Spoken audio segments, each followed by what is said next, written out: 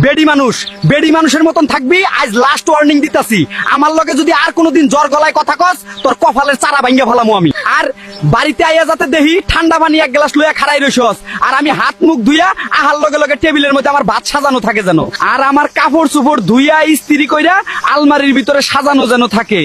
বাড়ি ঘর আয়নার মতন জকমক করণ লাগবো। আমি জেডি কইছি, একটা কথারও যদি উল্টা পাল্টা হয় তোর একদিন আর আমার একদিন। মনে রাখিস, কথাটা মাথায় রাখিস, দ্বিতীয়বার যেন না কওয়া লাগে। কি কও, কুদ্দুস ভাই তার বউর সাথে এমন ব্যবহার করে আর এরকম কথা কয়? আরে হ বেডি, আরো কত কিছু যে কইলো, এগুলা বলা যায় না। আমার মনে হয় কুদ্দুস ভাই লগে অন্য কারোর সাথে ইটিস পিটিস চলতেছে, তার বউরে দেখতেই পারে না। আর নাইলে নিজের বউর বদনামে বা কইরা কয় নাকি? তাগো আসলে আমাগো মতন মিল মহব্বতেই নাই, খালি ঝরগা করে। ও সরো আলাপ করতে করতে ভুইলাই গেছি, এইখানে হুরবার বাহির হইছে। চা খাইবা?